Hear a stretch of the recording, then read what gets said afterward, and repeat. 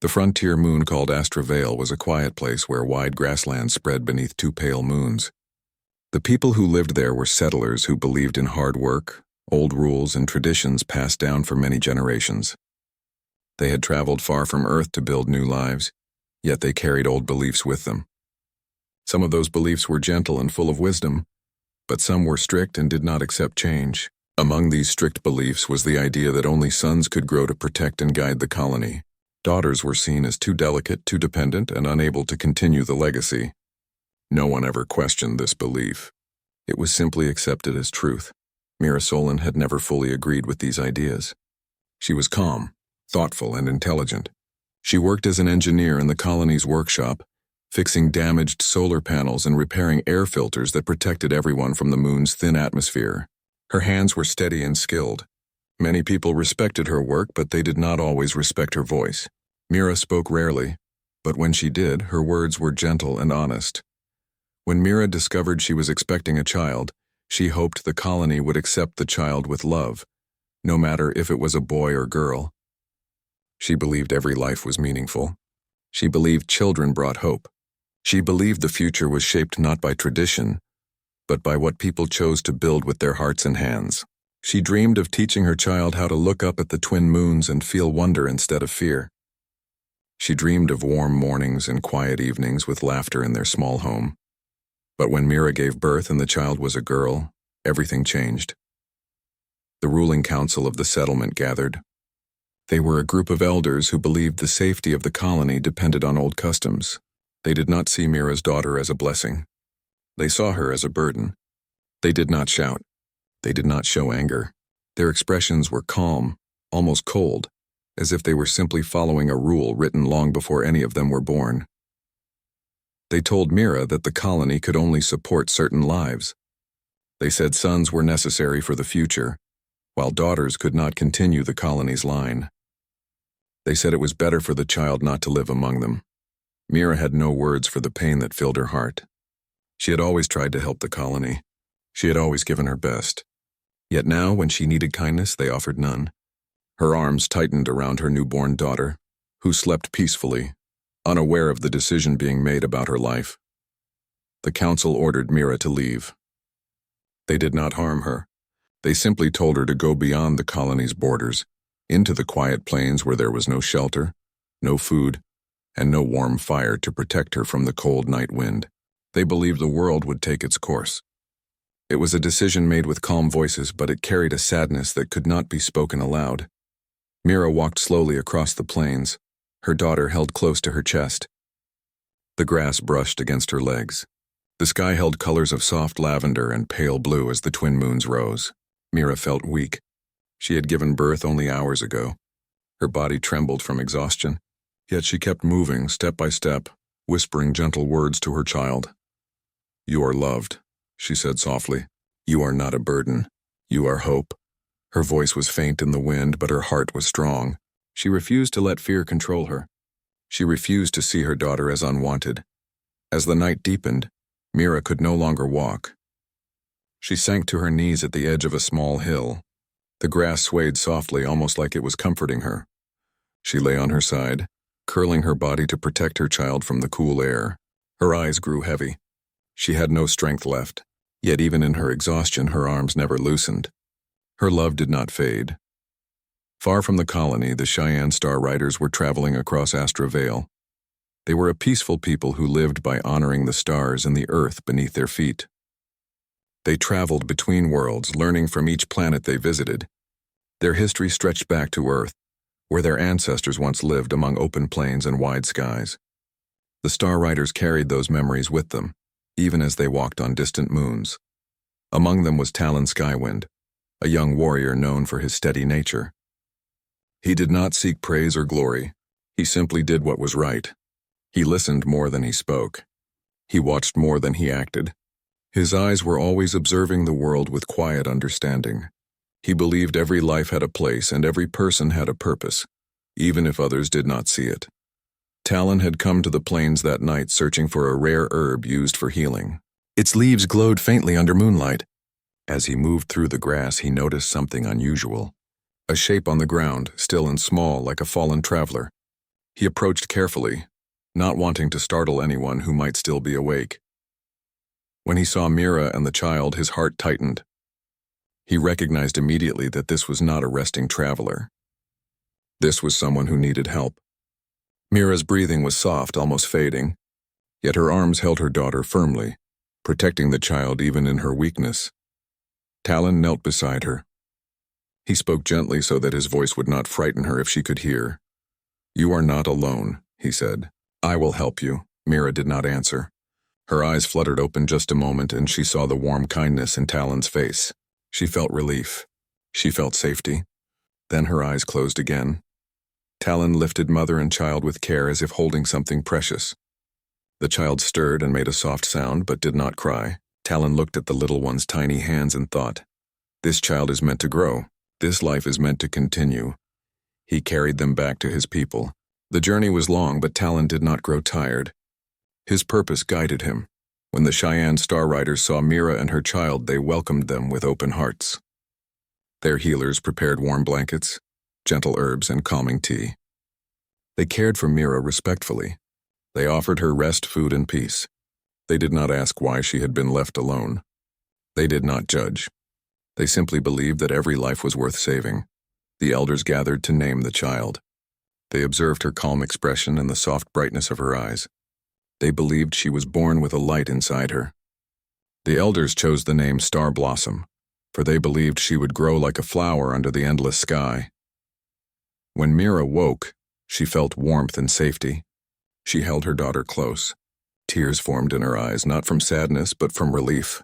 She realized she had found a place where her child was respected, where love was not limited by tradition, where a person's worth was not decided by old rules. Mira understood then that family is not only made by blood or place of birth.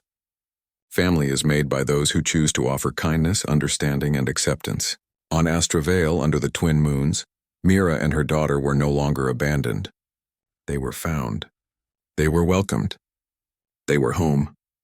As time passed on Astra Vale, Mira grew stronger among the Cheyenne Star Riders. She learned their ways with patience and respect. They treated every part of life with care. They watched the stars, followed the rhythm of the seasons, and believed that every living being had a purpose. To them, life was a gift, not a burden. Mira felt peace there, something she had never experienced in her old colony. She breathed more freely, as if the weight on her heart had finally been lifted. Star Blossom grew happily in this new life. She was curious and bright. When she laughed, those around her could not help but smile. She reached her small hands toward the sunlight and the stars, as if greeting both the day and night. The elders said she was born with a gentle spirit and a strong future. Mira spent her days helping with repairs in the camp. She used her engineering skills to fix water collectors, mend solar sails, and improve tools the clan used during travel. She explained how solar panels stored light and how wires carried power. The clan listened with interest. They respected knowledge, and Mira's knowledge made life better for everyone. In return, the Cheyenne Star Riders taught Mira and Star Blossom their traditions. They taught them songs that spoke of the earth and the sky. They taught them stories about ancestors who traveled across worlds with nothing but hope and courage in their hearts. They taught them how to walk softly on the land and how to listen to the wind as if it were speaking. Talon Skywind visited Mira often. He always spoke kindly and never rushed conversation. Sometimes they talked for long periods. Sometimes they sat quietly, sharing silence. Mira felt comfortable with him. Talon did not ask her to forget the past, nor did he ask her to relive it. He simply supported her presence in the moment. Star Blossom often reached for Talon when he visited, giggling and clapping her hands. Talon would gently lift her and point toward the stars, telling her, "The sky is big, and your journey is only beginning." Mira watched these moments and felt warmth. She realized the world was full of people with kindness if she allowed herself to see it. Seasons changed. The grasslands turned golden under the warm sun, then soft silver when the frost returned. The Cheyenne Star Riders continued their way of life, moving with the rhythms of nature. Mira became part of their community, not as a guest but as family.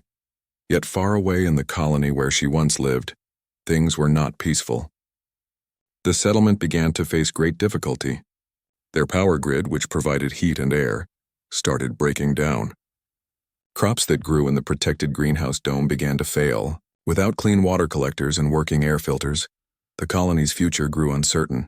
The council tried to repair the problems, but they did not have enough engineers. Their supplies were running low. Their tools were old. Slowly, fear began to spread among them. Without strong crops and clean air, they could not survive. They had been so sure of their old beliefs. But now the world around them was changing and they were not prepared. One evening, a distress signal was sent across the plains. It was a call for help, simple and brief. It asked for knowledge, supplies, or support. It did not mention Mira, but she recognized the frequency. She recognized the tone. The message reached the Cheyenne Star Riders while they were gathered around a warming fire. The sound echoed softly, carried by the communicator Talon had found long ago. Talon looked to Mira. The same past that once caused her pain was calling out now in need. Mira felt still. She remembered cold nights, lonely steps across the plains, the ache in her heart. But she also remembered waking in warm blankets, gentle hands helping her, voices filled with care. She looked at Star Blossom, who sat beside her, drawing shapes in the soft sand with a thin stick. Mira took a deep breath. She felt no anger. She felt something steadier and wiser. She had learned much since the day she left the colony. She had learned that kindness heals where bitterness only grows. She knew her daughter would learn from whatever decision she made. Star Blossom looked up and placed her hand on her mother's. Her touch was soft, but her eyes held clarity, as if she already understood what was happening. Mira smiled. She knew the choice before her. The next morning, Mira spoke to the elders. She explained the situation calmly. The elders listened without judgment. They respected Mira's heart. They believed every person must walk their own path. If Mira wished to return to help, then that was her truth. They would not hold her back. Talon offered to accompany her, and so did several others from the clan. Their journey to the colony was gentle. They moved at a steady pace, carrying tools, supplies, and knowledge. The plains seemed different this time, not frightening or cold, but open and full of possibility. When they arrived, the colony gates opened slowly. The settlement looked tired. The people looked uncertain, their faces marked not by anger but by worry and regret. They recognized Mira and the child in her arms. They remembered what they had chosen to do in the past. Silence filled the air. Mira did not speak of what had happened before. She did not remind them of the day she walked away. Instead, she asked simple questions about the systems that were failing. She examined the power grid, the air filters, and the greenhouse dome. Her hands worked with practiced care. The Cheyenne Star Riders worked beside her, following her guidance. The colony watched as Mira and her companions repaired what had once seemed impossible to fix. They saw how the water collectors ran again, how the air grew cleaner, how light returned to the power system. Slowly, hope began to return as well. The people realized that the daughter they had once rejected now brought them new life. The child stood beside her mother, smiling brightly, as if the land had always been peaceful and kind. And perhaps now it would be. The colony did not apologize with words. They apologized through changed actions. They opened their hearts to learning new ways. They listened to the teachings of the Cheyenne Star Riders. They planted seeds of respect and understanding. The old rules began to soften, replaced by a new belief that every life held value. Mira returned often between the clan and the colony, becoming a bridge between two worlds. Star Blossom grew surrounded by love from both communities. She learned languages, songs, history, and science. Her spirit grew strong but gentle. People admired her kindness and the calm wisdom that shone in her eyes. As she grew older, she became an ambassador between colonies across Astravale. She carried with her the memory of where she came from and the knowledge of what compassion could build. She spoke with others about unity, cooperation, and understanding. Her voice carried warmth and strength. People listened. Star Blossom was no longer just a child who was once unwanted. She had grown into a light strong enough to guide others. She became a reminder of something simple and true. A single act of kindness can change the shape of the future. Mira watched her daughter with quiet pride. She knew Star Blossom's journey would lead her far, but she also knew that love would guide her path. The world that once rejected them had become a place where new hope could grow. And so, under the twin moons of Astravale, life continued. Not perfect, but better, more open, more loving, more human. The story of Mira and Star Blossom became one shared in whispers and songs, a story of courage, compassion, and the gentle truth that every life matters.